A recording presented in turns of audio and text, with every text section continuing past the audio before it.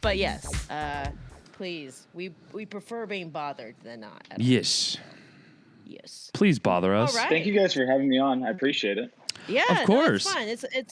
It's just it is especially fun when you watch films and there's this like moment of trepidation when you like watch a film by your friend and you're like, I really hope it's good because I don't know what's gonna happen if it's not. And then you're like, oh shit, that's really good. Okay, we're good. Lots to talk about. So it's just filmmakers chatting with filmmakers. So it's really chill. You can cuss. We cuss way too much. She does. I don't. I'm an angel compared to Christian. So yeah, let's do it. Let's do it. All right. Well, ladies and gentlemen, we're back. We're back in the saddle again, and it is episode 125 of the Get Reelisms podcast. Yeah, we're doing it live once again. My name is Adam Chase Rennie. And I am Christine Chen, and we have a special guest for our Fire Watch chat today. Can you introduce yourself? I know you, but most people don't, so you tell me. Yeah, I'm Adam Linkehelt. I'm a director, producer, editor. I've kind of built my career in documentary work and documentary series, and I've also been making some short films lately. Very cool. Adam, you had a short film that you had us watch because it's currently on the circuit. In fact, is that where you are right now? No, I'm just in Palo Alto at my cousin's engagement party. Oh, damn. That wasn't as interesting as By the way, I happened to be at this insert cool festival. Well, cool. Could you tell us a little bit about Unreliables? Yeah, it's a short film about my short pitches, irresponsible grieving, and basically it's about a father who finds out his ex-wife has passed and struggles to come to terms with telling his children that she's died, and so he kind of puts the responsibility on the babysitter, and they both kind of spiral out of control over a wild night. And that's it's about messy people. It's about people trying to do the right thing, and their trauma kind of holding them back, and and then hopefully learning that they need to do the right thing and finding a way to do that. And you mentioned that you started in docs because that's where that's coincidentally where I started, which is also coincidentally where our mutual friend Miles started. So it's kind of fun that we all have now gravitated towards narratives. My question would be, is this your first narrative short, or you've done other narrative shorts prior to this one? I've done other narrative shorts, but they were years ago. So it was kind of like I took a break because I was making multiple feature docs and doc series, and it was hard just to find any time for a while.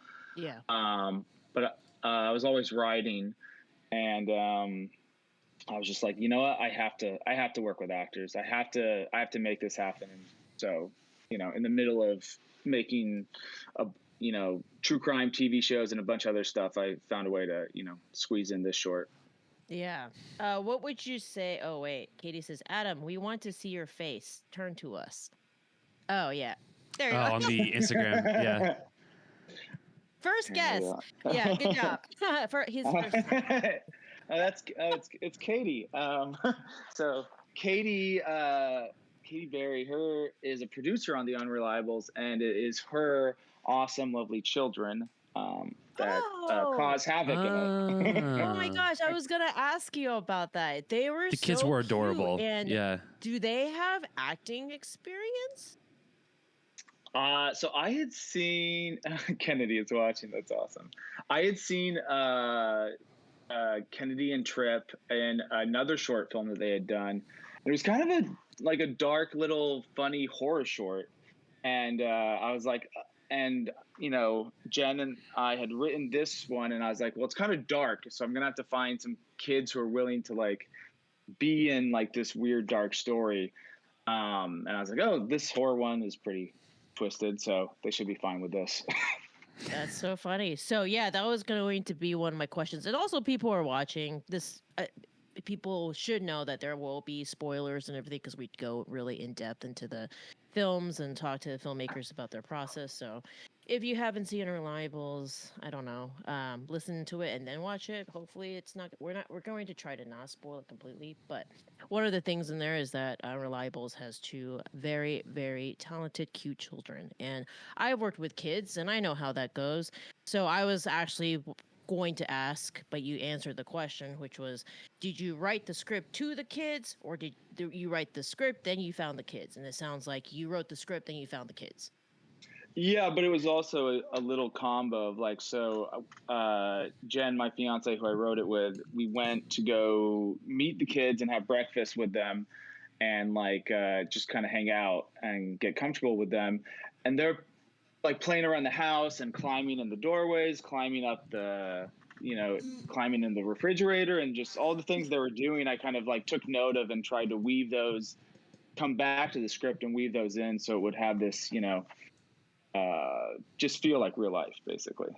Yeah, they were very natural. That's why a lot of my questions while I was watching it was how much of their stuff was scripted and how much did you just feed them stuff and they would just react or say word for word what you just told them from a director's standpoint, or because how old are the kids? 5 and 7, Yeah, I think. yeah, because Hope I I've got worked that right. like, the youngest I've worked with was like a 4 or 3 year old, and that was tough. And then, but five, they start to be a bit more malleable. Yes. Yeah, they were both really good. Yeah. Trip, the boy, he was kind of like, I don't like movies like this. Oh wow. That's They're hilarious. 9 and 7 now. Okay, they're 9 and 7 now, but I think we But filmed I about think 2 it was years ago. filmed 2 years ago. Okay, so that Yeah. makes sense. So 7 and 5. Okay. But Kennedy was really, really a sweetheart. She was she delivers the lines at the end of the film just so good, and like, Yeah. I think it's just so a lot. There was improv, and I did want to see what I could get out of them that wasn't in the script, because I always want the end product to be something smarter than what's in my head. Like the script is Totally. good, then on the day of the production you get more, and then in the edit you get even more. And you can even write new lines, and you can move scenes around, and so that the end thing feels like something that is, I don't know, has more wisdom than I actually have. Yeah. No, that's super cool. Do you feel like your doc experience maybe helped you be a better director when it comes to like with working with more unpredictable factors like children? Yeah, I think I'm pretty unfazable through the stuff I've done in doc work. I've sat next to people shooting up heroin. I've been in the prison yard. I've done all these kind of wild things, and where you kind of have to be on your toes. So, dealing with kids was still hard though. Like you have to find a way to keep their energy going, and like we turned the whole house into nighttime during the day, and then they're like, I'm tired, and it's like, no, you're not tired, it's 3 p.m, you can't. But I think the documentary experience helps a lot with filmmaking in a lot of different ways. Yeah. Could you speak to that? I'm a documentary person. That's how I started too. And so for me, it was the editing. I think most narrative directors who didn't start off doing their own stuff or they know the entire process don't know how to edit, and I feel like I'm so glad I started from the documentary standpoint because both of us can do everything basically. So, and I think that affects how you can shoot on a low budget with minimal resources because you know exactly the minimum that you need to be able to tell your story. So I guess speak to that from your documentary experience if that is the same case, or am I just bullshitting? No, I think you nailed it nail on the head there. It's that you know exactly how much you need, and you make sure you get that, but you also don't have to go far over that, right? So you know you need 10 seconds of this cutaway, you know you don't need 30, or you know. And then also I think it's with the documentary thing, for me it's like I'm used to staring at real people who are like really going through something, right? So like for me it's like, how can I get the performance to the level that I care about a fake person just as much as I would a real person going through something. And so that's both a challenge for me, but also it gives me like a place to aim for, which is making performances that feel as painful, as subtle as real life. And what was the seed of the inception of the film? What was the inspiration for it? So my fiance Jen and I decided that we wanted to do a project together. We had never done anything, like we'd made a music video, but that was about it. And we're like, okay, let's try this, because she had made a short film with some friends before. I'd made a bunch of movies. We're like, okay, let's see what happens when we put it together. And we're just kind of talking about things that happen in real life. So, because whatever the short film was about, we wanted it to be about things that really happen, and that was kind of our starting point. And we were just talking about different things, and she was telling me about, you know, when her father told her and her siblings that her mom had died, and what that moment was like. And then we kind of started talking about like, wow, like, you know, your dad really had to like do the right thing and like be very responsible in that moment.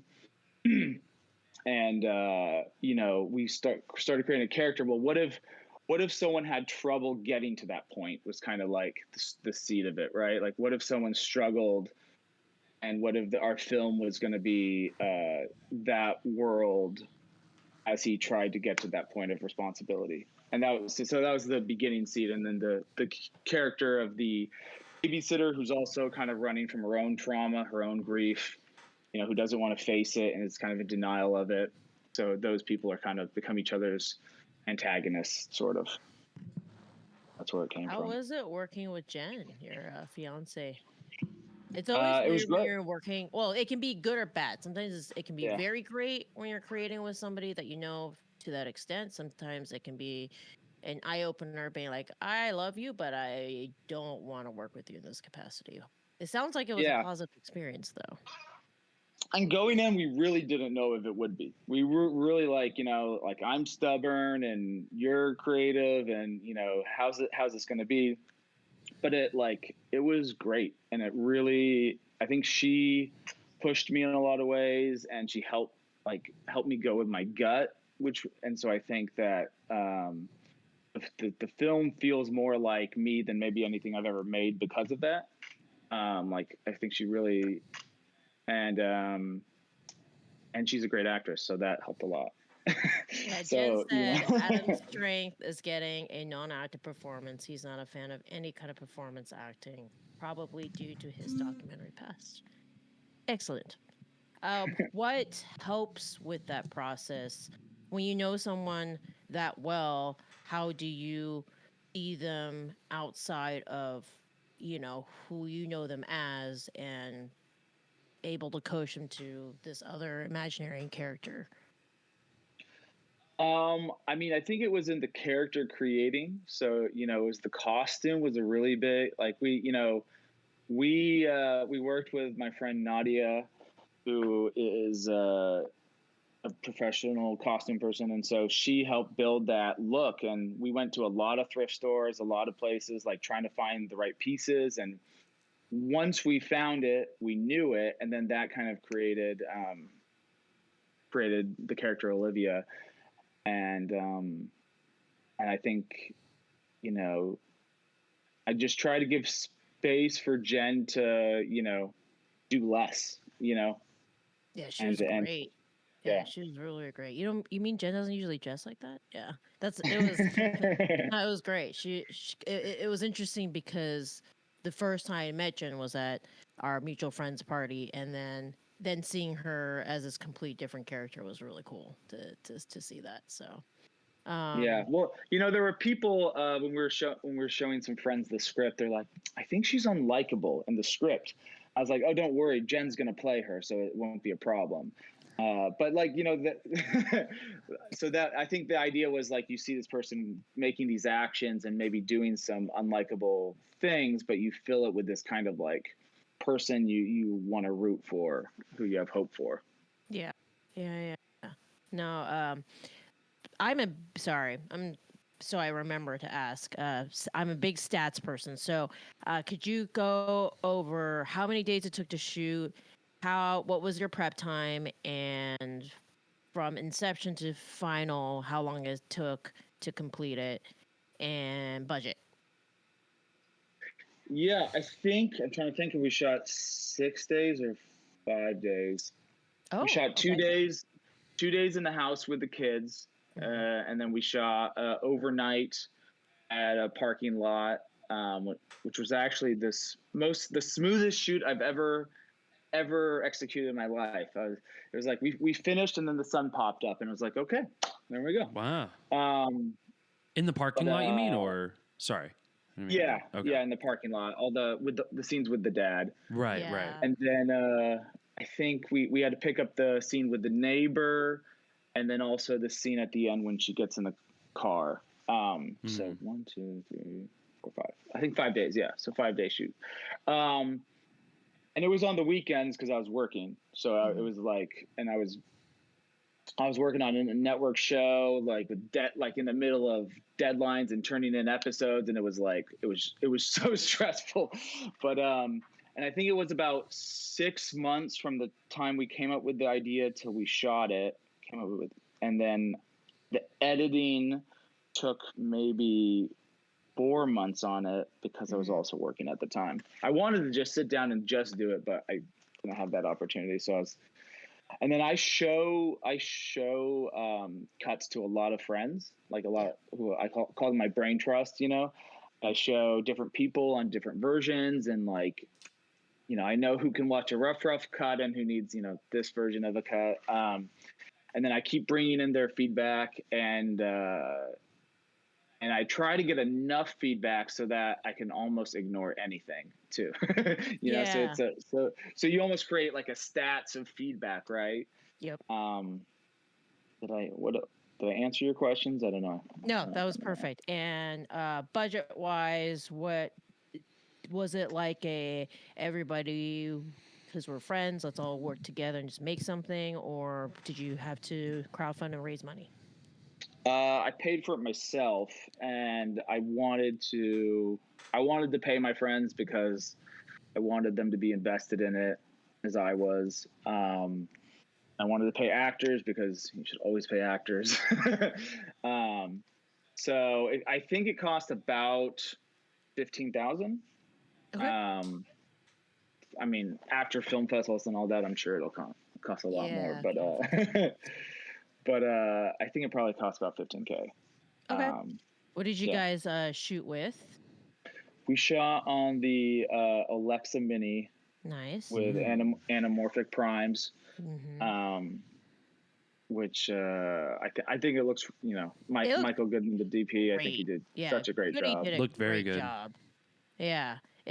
Like I said, first time you watch anything, because I'm also, we're new friends. I'm starting to get to know you guys, and so when I was like, oh shit, Goody shot this, that's awesome. Yeah, it was neat to put like him and then associate him with such a positive piece of work. So, it's beautiful. Well, and I think Mike's skill set isn't just his eye, but it's also his his energy that he gives actors, right? Yeah. Like I think he helps them feel relaxed. He can he can deal with a kid like jumping up and down in front of him while he tweaks a light. You know what I mean? So and I think his energy adds to that. So it's like you get the good eye, but you also get someone who's calm and just moves through the work and makes the actors feel comfortable too. So I think that's a really important aspect of a DP, actually. Is his background in docs or it is? Okay, is that how you guys all met? Well, we met in the Philippines 12 years ago, but we've made multiple documentary series and documentary feature films together. So So you we've done a knew lot of going doc. in how he worked, but had you seen him work from a narrative point, like before this project? As a DP, I don't know. I don't think I necessarily had. We did a zombie movie when we were in the Philippines, actually, that we directed together, and he shot it. And Ooh, we I were, wanna see that. yeah, it's pretty good. We literally turned like an entire street of, we like took over a street in the Philippines, and like we had all this blood and fake stuff, and had little, local kids come up, and we put blood on their face, and we like turned them all into zombies, and then created like a whole horde of zombies chasing. It was fun. That's pretty cool. So yeah, we've worked together before, and I think it's, we have a lot of shorthand, and just know that we'll get through it, however hard it gets. Yeah. I like learning about people's film tribes, because I have a film tribe too, and how people found their film tribe, and each film tribe works in their own unique way. So I think it's super fun. So, how many of the people from your team were taken from your experience on Bigfoot? Yeah. So Bigfoot, sorry, to give context to our listeners and to Adam, who's like, huh, is that uh, this group of people that I met. So Adam, my friend, our mutual friend, she was the one who introduced me to everyone. They all worked together at a production company called Bigfoot, or the project was called Bigfoot. There's a film studio in the Philippines called Bigfoot Entertainment, and it was basically like almost like a Roger Corman-esque like experience of they made ad action movies and like some reality TV, and we met out there, and it was a bunch of people who were very wild at heart, but work hard, play hard. It's film camp, but in the Philippines, which is rad. Well, that's how Adam and I and a lot of our film tribes got really close together, was essentially film camp from a figurative sense. But yeah, work hard, play hard. Yeah. Seems like a my common thing. Mike, the DP, the gaffer, Evan Parquette, the sound design, Michael Modine, he met him there. Trying to think who else worked on it. I'm sure there's more. Who else? But yeah, it's the film tribe is how you get things done, right? You call your talented friends who are there for you, and they show up and they do extraordinary work, but they also push you to collaborate in special ways, and you learn how to talk to each other and how to listen, right? Yes, totally. Yeah. It's like, all right, here we go again. Let's figure out how to do this, make it work, and learn from each other. That's neat.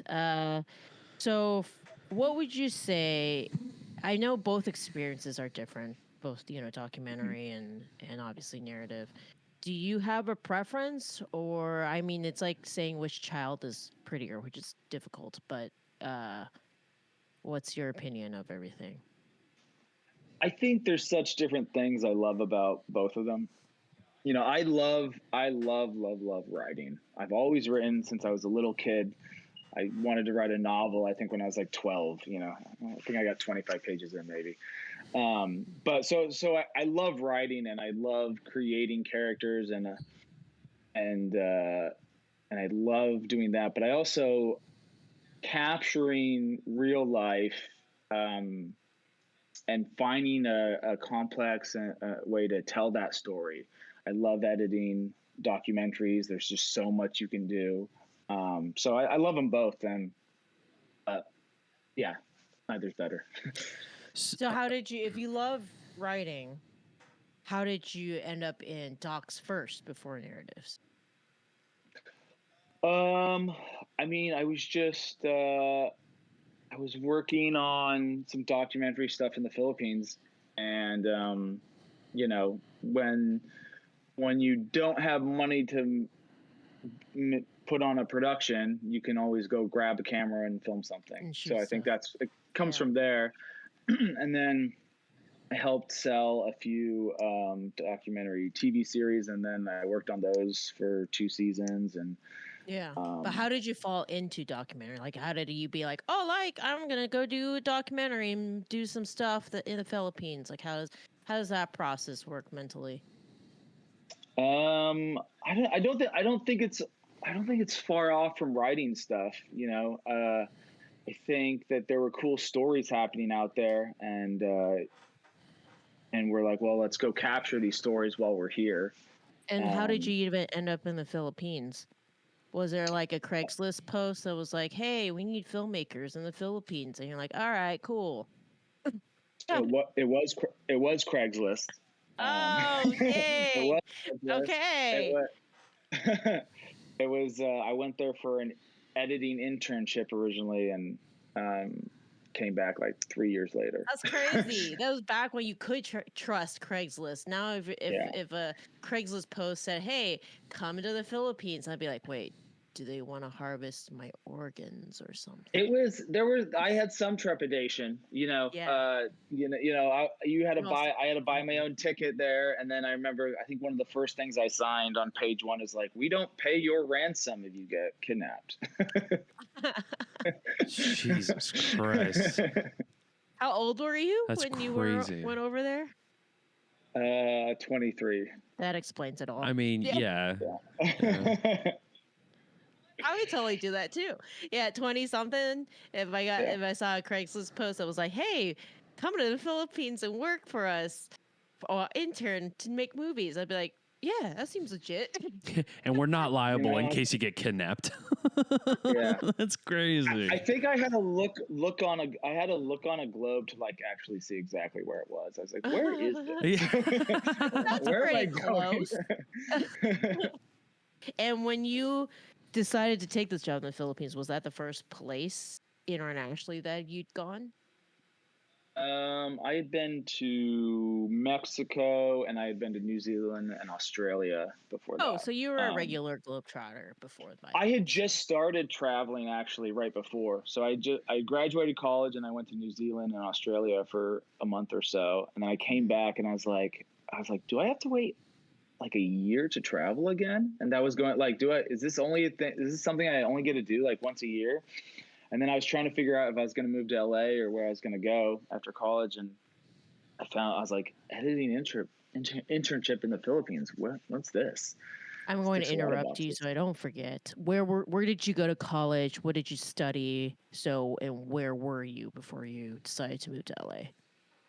I went to UC Santa Cruz in Santa Cruz. Okay, you were in California. Okay, cool. Yeah. I studied film and digital media. It was a pretty good course. It was a lot of foundational stuff. I mean, you do at least 2 years where you don't touch a camera, and then there's some more. You actually get to make stuff the second 2 years. But I think it was a good foundation of weird. You know, I think if I hadn't done that, I would have never gone to Asia, and if I had never done that, I would never met my film tribe, and right. You know, that's fun. So you knew very early on that you wanted to do films, right? That sounds, because you went to school for a program for like that. Okay. When was it that you knew as a kid, or whenever that may have been, that you're like, I want to do films?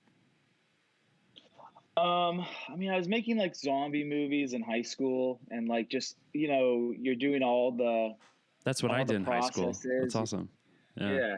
You're like, you know, studying how to do the makeup. Like I'd buy a bunch of books on like how to do zombie makeup, and you know, and then you're like doing Foley, and you're like squishing watermelons and stuff, and like every stage of the process was so fun, and you know, I just never got bored of it. And then I took a video production class in high school, and you know, that kind of encouraged me to, you know, keep going and pursue it.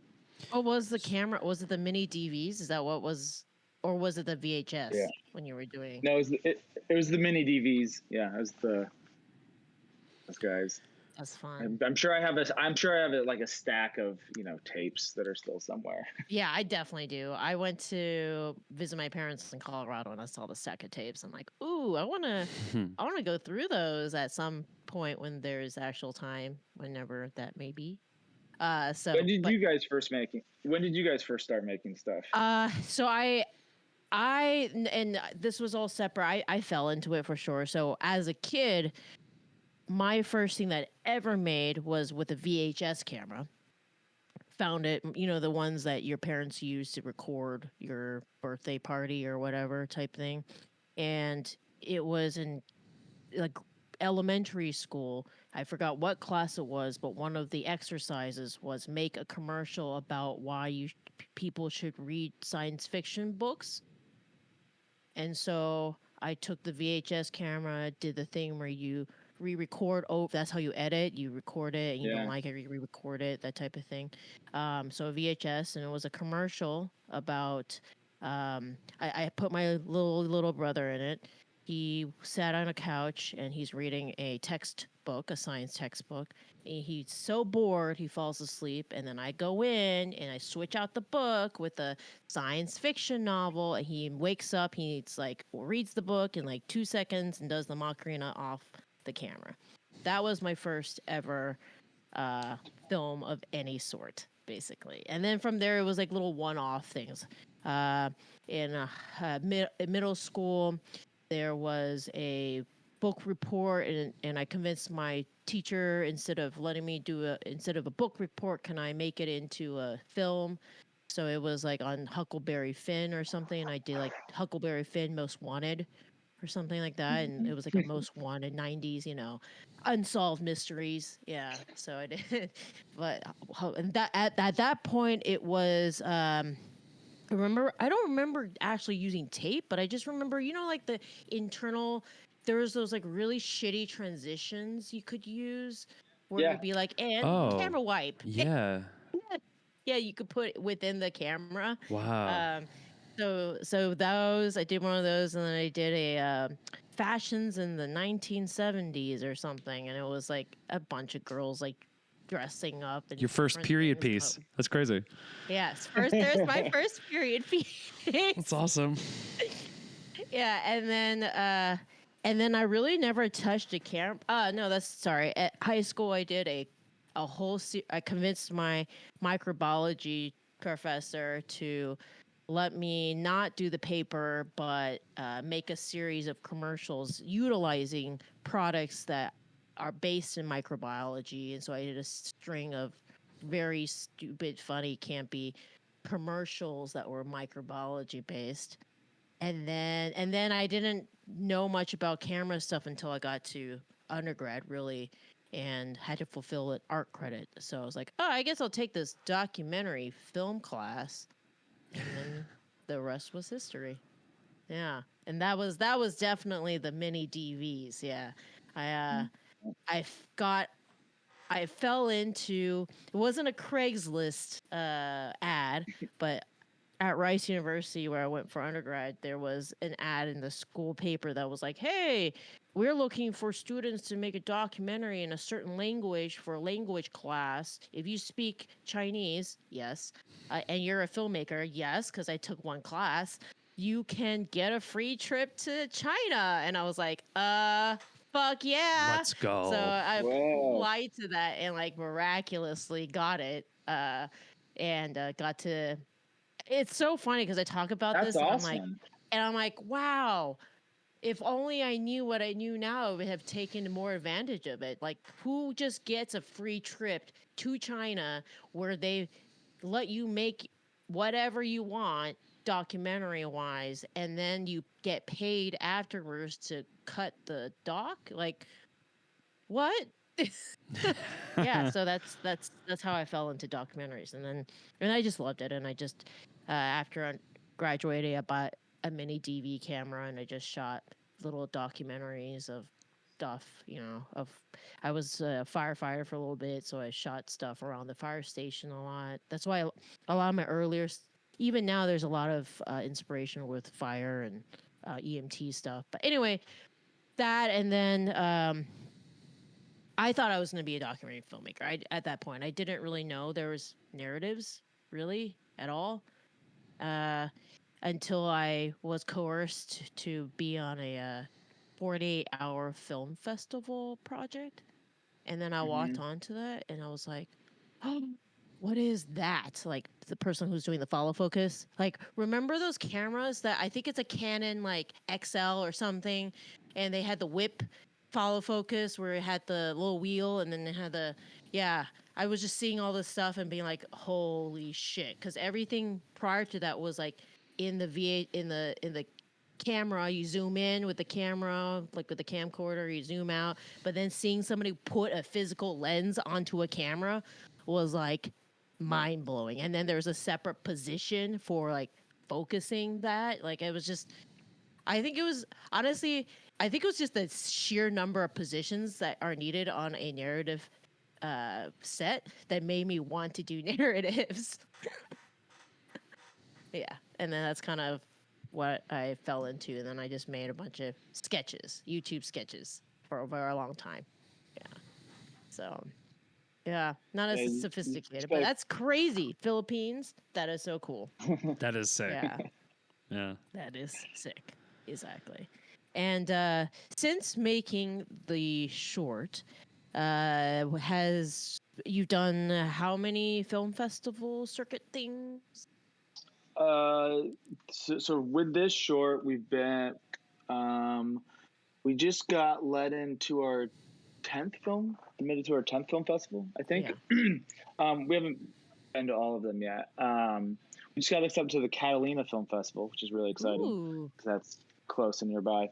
But yeah, it's you get a lot of rejections, so that's you gotta learn to deal with that, you know. Yeah. But I think when you go to those when I go to those film festivals, there's such an opportunity to create connection and make friends, and friends who are bold, ambitious people who are trying to do the same silly, stupid, crazy thing you're trying to do. And that's and that's why almost every film festival is like a little explosion of that kind of connection, and why it's hard not to go to all of them, you know. Do you ever get this because I got this feeling, you watch somebody's short or film or whatever, and then you get this like crippling sense of self-doubt for your own stuff, like, and just you're like, all right, I should just quit. Like, why am I even making it? Look at this. Like, what the hell? Yeah, I yesterday, because I watched your film late last night, and I definitely was like, well, fuck, like, this is really great. Why am I making so I always wonder whether other filmmakers also have that feeling of, you know, watching other people's great work and being extremely humbled, and then questioning why you're even make films in the first place. So often it's, you know, and you'll be watching a short block that your short is in, and you'll be both jealous, annoyed, happy for people. I mean, it's a whole mix, and you try to just focus on what's good. And, you know, if you've met those people, appreciate that, you know, your friends are really good at this too, you know. Yeah, but god damn it. Yeah. Yeah. But I think there's always, you know, there's always this pressure and this anxiety to do better. But I think trying to embrace that, I think is important, and trying to learn from it.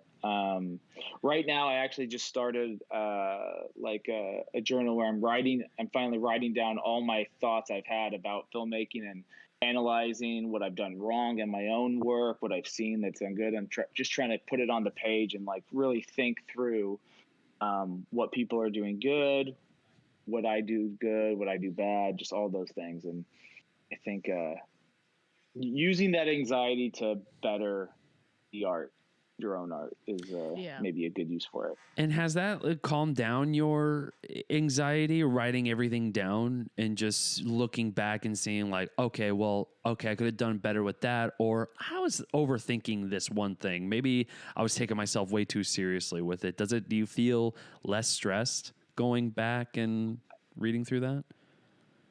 Yeah, I think it just gives you a proactiveness or something to do with your own like oh, I'm not good enough yet. Right. You know, something to, and then also I think it lets you be in conversation with your work and you can take criticism better. You can take, because you have your own criticism of your work, you know?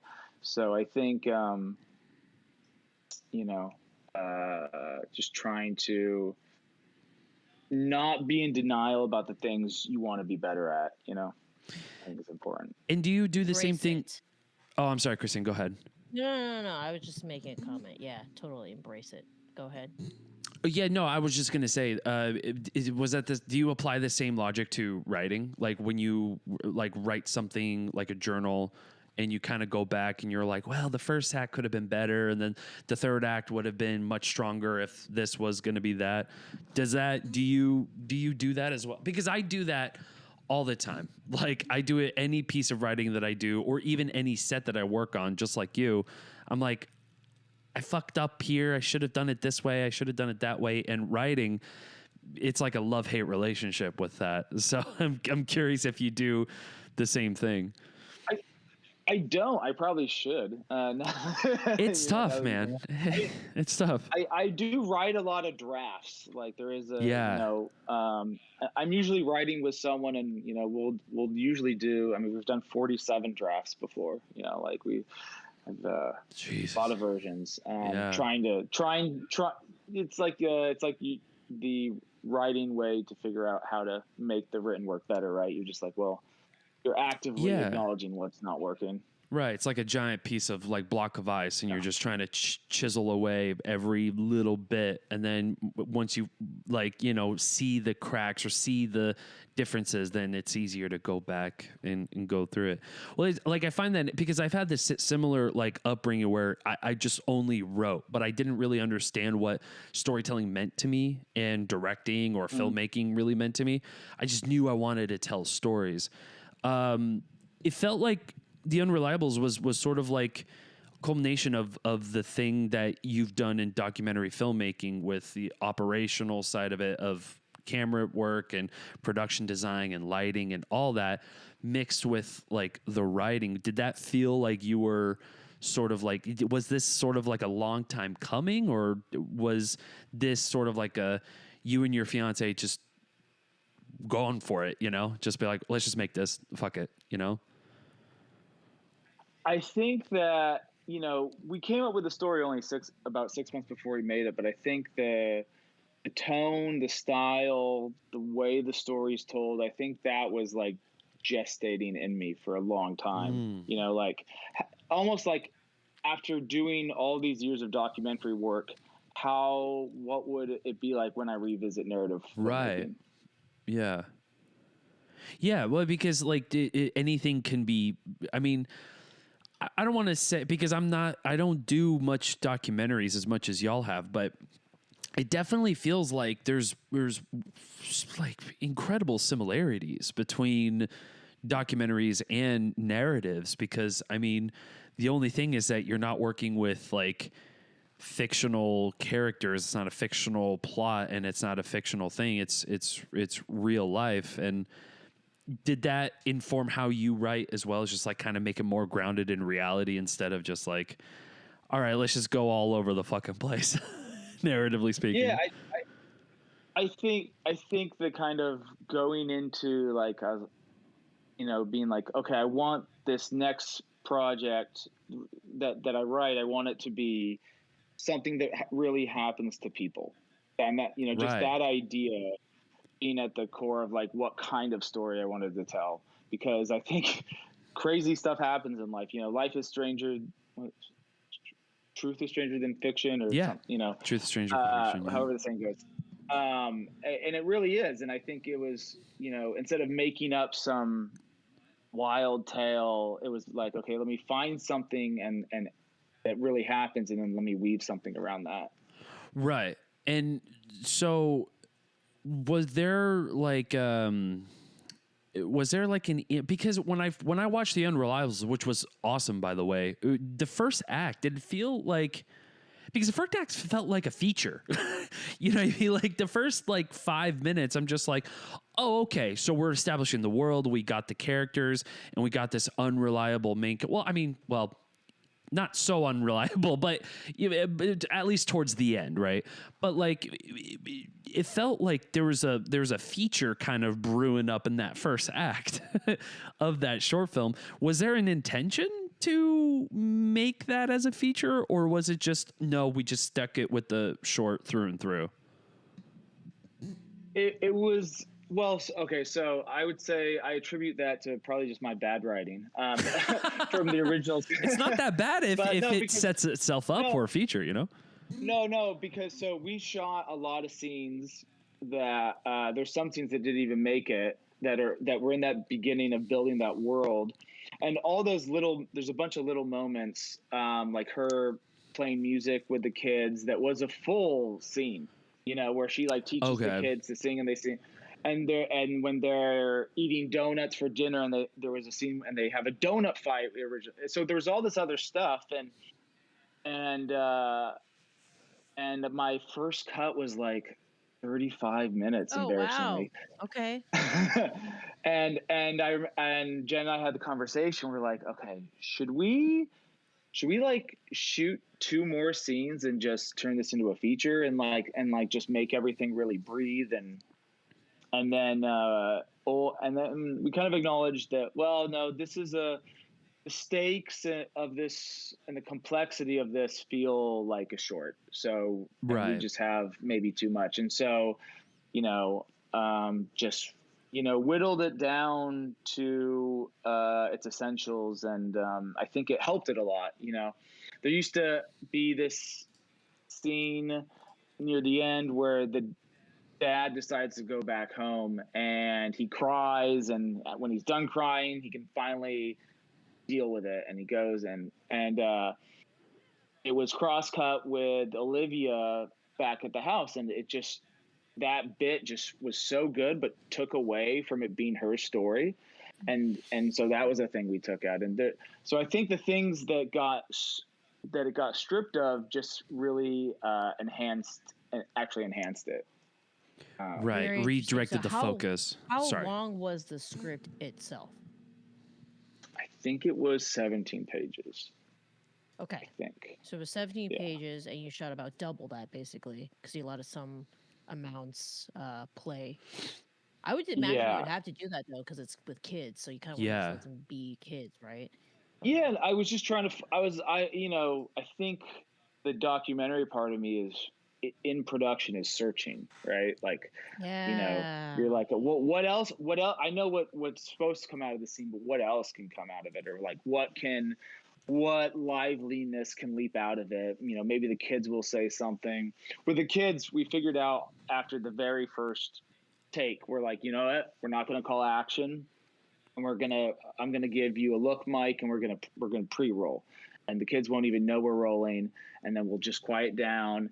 And then they'll start to notice, and then Jen will kind of start acting with them, and that'll be our way in. And what that gives you is just a lot of moments of like kids actually being kids, like real, and not acting. And that's trying to capture that was a big part of the process, I think. I like that, learning about that process. It sounds like everything went really smoothly. Is that correct? Or what were moments when they did not? It wasn't, it's hard to say smooth because it was, I think, one of the hardest shoots I've been on. I mean, the kids would get tired, or, we're doing long days, and, I think just we were cramming a lot in, and so it was really hard, and I was paying for it myself, and this project meant so much to me. It was the first project me and my fiance were ever doing together. It was the first time I had carved out time, on the weekends to like get something done. I mean, I was bringing in my friends, and I was renting good equipment to do it, and all this stuff, and it just felt like a lot of pressure. And I was like, this has to go well. Like, I haven't made a narrative in so long, and I really just need this to be good and be a representation of the way I want to make art. And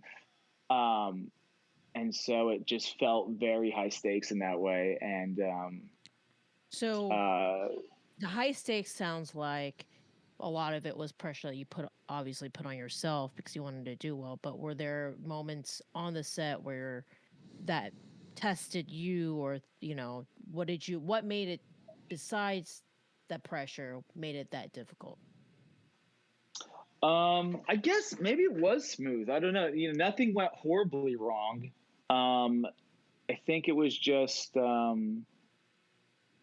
it was just hard to get everything done. And what helped me is I don't like to do a lot of takes. Mm. Oh yeah, we This did is lose our great. makeup Yeah, artist. nothing was smooth about the process. We lost our makeup artist the first morning and scrambled to find another. Yeah, stuff like that. I 5 want to hear the a.m., juicy yeah. bits. Stop hiding the juicy stuff, Adam. Yeah, what happened? What really happened on the set of Unreliables? I mean, I basically had to fly the kids around like they were airplanes between takes, and just like on rapid fire, like fly me again, fly me again, fly me again. I'd be like, okay, let's go. Okay, fly me again. Okay, okay, and they're like, just trying to keep their energy up, and then they, trying to keep them having fun, so it's an enjoyable experience. Okay. But no, I think what really helped, like I said, I don't like to do a lot of takes. Like 4 is, I think, a really good number. And I didn't want to shoot scenes different ways.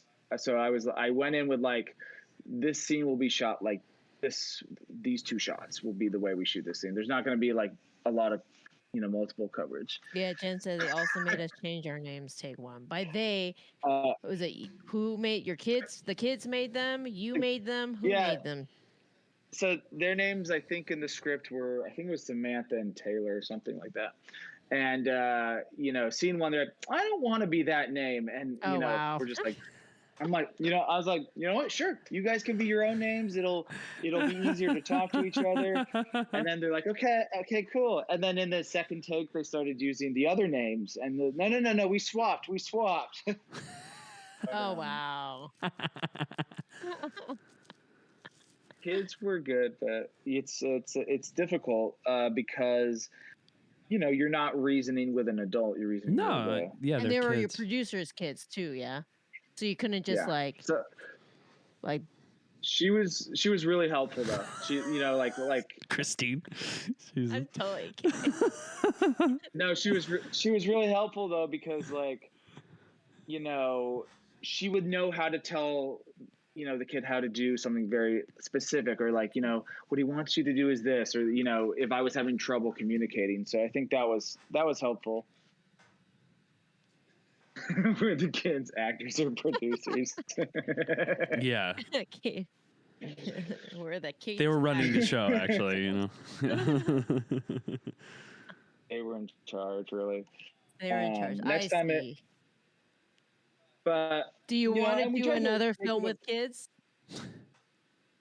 I'm not against it. I think what they added to it is, and I've listened to a lot of the criticism I got from the film and a lot of the positive things as well. And a lot of people do say it does have this life to it, and it like feels like it lives outside of the bounds of the frame. And I think a lot of that is,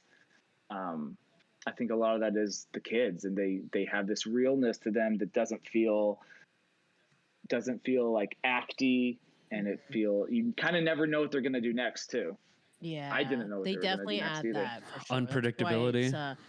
That's why it's for me being able to say, hey, I can't tell whether this was scripted or not scripted, I think should be a testament to the directing of that's how real they were. So Kate said, but they are super sweet and love Adam dearly. Aw. And then Jen says, they're the sweetest. We also lost sound end of night 1. Oh, fun. We had to do an entire MOS. scene. MOS. Oh, fun. Oh, man. So there was lots of drama. You just hiding it all from us, Adam? I don't remember the bad. I don't remember the bad things. I just remember the good things. Well, I was about to say, to be fair, Christine has like, there's so many stories. Like Christine and I, we made a movie in the swamp called Ursula, and there's been plenty of stories that Christine does not remember. She's like, "Did that happen? I don't remember. Oh, I didn't know that." It's like, Christine, we were screaming. I learned after we wrapped that 2 of our grips that we had found were like meth heads, and that they had to chase them off the property. So and like, one of the property owners too. Well, one of the people who worked on the property on this studio is also a meth addict. It just crashes into one of the crew's cars. Wow. Yeah. So that's why I like all the juicy bits. Yeah. Because it's all the stuff that people don't get to know. It's like, oh, everything worked perfectly and the kids are great, and then like, oh, well, because that's all you want to remember it for, right? That's all you want to remember it for. So then once you start thinking about it, you're like, oh yeah, we lost sound, we did this, and we had to deal with kids that always wanted to play airplane every 7 seconds, So yeah, of course, there's going to be probably things you're like, yeah, I don't remember that. It's cool. Yeah. Oh, we also accidentally broke Katie, the producer's air conditioning at her house because we were turning it off and on so many times. Sorry, Katie says, I will say from an outside perspective, who wasn't fully involved, I thought it was super chill, cool. Adam and Jen were always really positive, professional, and great. They worked really well together. Yeah, that's good. And then now I ask Katie, would you ever let them shoot at your house again? And silence. I always feel bad whenever there has to be a shoot in a house. That always sucks for the homeowner, That just it can't be great, Yeah, but it's helpful that at least Katie is like in the film industry, so you're aware. That's very helpful. Yeah. Yeah, you're aware. Yeah. The worst is when they're not aware and then they become aware and then it's a whole thing. Right. Yeah, but this one, Katie signed up for it. Yeah. I will say one thing. One thing I was really proud of was my mom's a caterer, and I had my mom cater it, and when I think I was in a film class in college, and they said if you can't feed your crew, you can't make a movie. Right. And that was and that stuck with me a lot. And if there's anything I wanted to be known as a director, is that I wanted to feed people well. So my mom is like a gourmet caterer, and she came and like made these gourmet enchiladas and all this food, and she made homemade brownies and all this stuff. And I was very proud to. I think we fed people well, even though we had very, very long hours. That's very nice. By very long hours, what do you mean? More than 12. I mean, yeah. What was the longest day? Well, day one was from maybe, was it 7 a.m. to 3 a.m.? Something like that. Woo! Okay. Long. Yeah, you're not talking like, 13 hours, 14. No, you're talking like broke some child labor laws. Well, the kids, they don't shoot for that long, but there's, yeah. At some point, you got to wrap them. Yeah. Yeah. But, man, don't worry. When I first worked with kids, it was the same. I think it was a really good lesson for me, just how to not, like, I don't want to run my crew that hard again. Yeah. You know what I mean? Yeah, this is very entertaining. I quite like that. We have Jen giving the real scope, and then we have you being like, "It was great. Everything was perfect." Yeah. Jen, and we had a 7 a.m. call the next day. This is great. Yeah. Oof. I was driving the gear van home with all this super expensive gear at like 3 a.m. and it was low on gas, and I pulled over at a gas station, and I'm exhausted, and I just can't find where the gas goes. I just can't find it. It's not in the normal spot. And I'm circling the car. I'm looking everywhere. There's no one I can call. It's 3 a.m. Like, I can't call. And I was just like, I'm like, am I going to make it home if I just drive? And I'm like having this panic attack at this gas station at 3 a.m. after this shoot. And I'm like, the longer I just sit and stare at this car, the less sleep I'm going to get for the early shoot call time tomorrow. And so I said, screw it. Car's not good. It'll make it. And it made it. But Wow. Just as I felt like it was hit by a few trucks. Yes. Yeah. No, this is great because we're getting the film festival canned answers from Adam, where everything was, pretty smooth and everything. And then we got Jen be like, "What the fuck are you talking about?" Yeah. Well, This is what actually happened. She remembers different parts than I do. Katie says, also, we changed the schedule. Adam originally had the kids' scenes like middle of the day, and I think it was the last minute we were like, we need to do all the kids' stuff first up. Oh, yeah. Mm-hmm. Yeah. Well, and we also had another producer who was going to make this with us, and she had to leave town and back out. And so like Jen and I didn't plan on doing as much producing as we did. So in total, it was how many people were involved? The entire crew.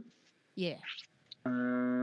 It was me, Jen, Katie producing, DP Mike, Gaffer, Evan Parquette, great Gaffer, Sound, Archie Furgon,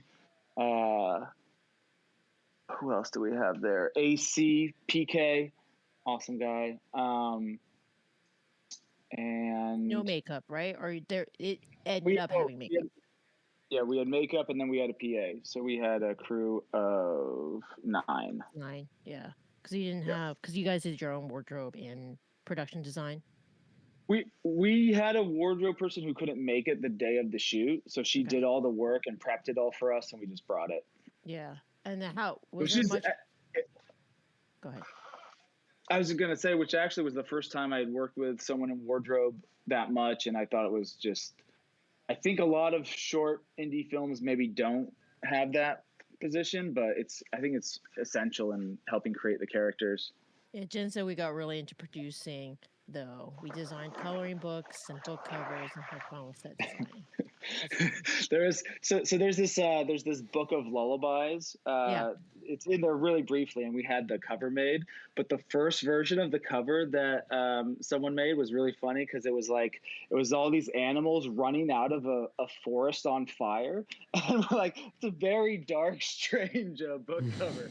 We almost went with it, but I think we. Katie said Adam's wardrobe person was amazing. Ended up hiring her for future projects. And everybody had already worked on film sets before, right? I know Goody and Gaffer, all that, but was the wardrobe person were there people who this was their first set? No. Everyone had works in the industry in some way or another. Cool. Yeah. Cool. Good. Yeah. And we're all friends, and there was still everything went well. Yeah. That's always a testament to the project if you guys can still be friends afterwards. Yes. That's right. Working from 7 a.m. to 3 a.m. and then call time 7 a.m. Yes. Yeah, and I think some of them like the movie, so that's nice. That's why, all right, my co-host Adam and I are still friends, miraculously. I have put him through the ringer like that many, many times. Adam is a PD, so. And that being said, this is Christine and I's last podcast. I'm kidding.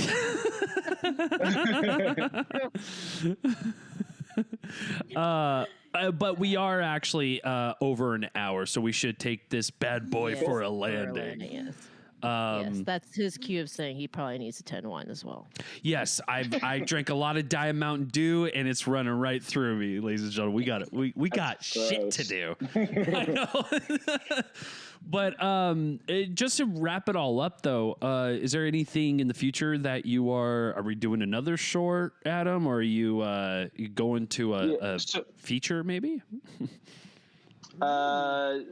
So Jen and I already made another short in January that we just finished post on, and we just started applying to film festivals with that. So we'll figure out where that will premiere. That's called Rattled. It is a psychological horror about infertility and anxiety.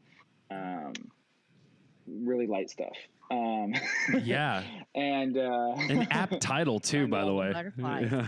Yes.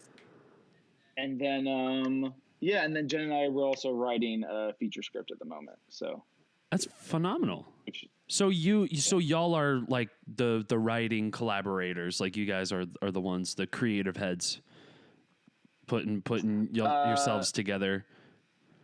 I write with multiple people, and sometimes I write on my own. And They have an open relationship when it comes to creating. Wow, it's very progressive. Yeah. But yeah, it's. I think it's helped me figure out things, like I said, like gutturally, that I want to write, and following through with those things. That's awesome. Well, thank you so much, Adam, for taking an hour of your time to do this with us.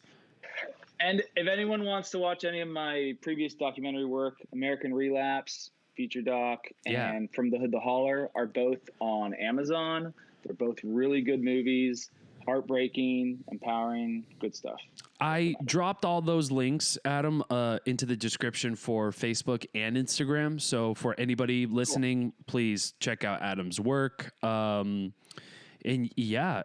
also your social media. I dropped your Instagram in there for people to show a little love. So if you're out there, show love, because independent films need love, because we're a scrappy bunch and it's almost impossible what we get done. So yes.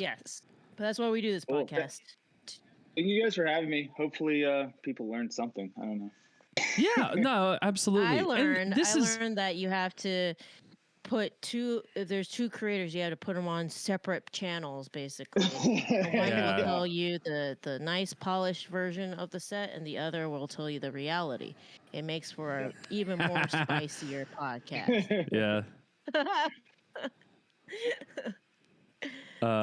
Kate says, congrats, Adam and Jen, for an amazing short and future projects. Great interview. Agreed.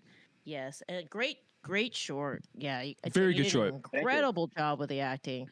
And Katie, your kids were so good. And it was very fun to watch something by your friends that, every single filmmaker has this. We go in, unless you knew your friend very well, but if it's watching your friend stuff for the very first time, you have this like moment of trepidation, like what's going to happen if this is not good, but it was really good. So it was very cool to watch and talk to you about the process. So cool. Yes. But we do this because Get Reelisms. Yeah, I mean, come on. The housekeeping, ladies and gentlemen. You know what it is. It's the Get Reelisms Podcast. Pick up your book today. What are we doing? We're not doing this podcast for fun. We want people out there who are trying to get their short off the ground, or his feature, or want to get into films, to feel confident that none of us have our shit together and somehow we're still in this industry and we're still making it. So you just go out, make your film, find your tribe, and tell us your stories. So tell your stories. GetReelisms.com, and if you want to be on the podcast, just DM us. So tell us. We want to know the good and the bad, so we can all learn from it. So I gotta go. Bye, guys. You gotta go. Bye. Take care.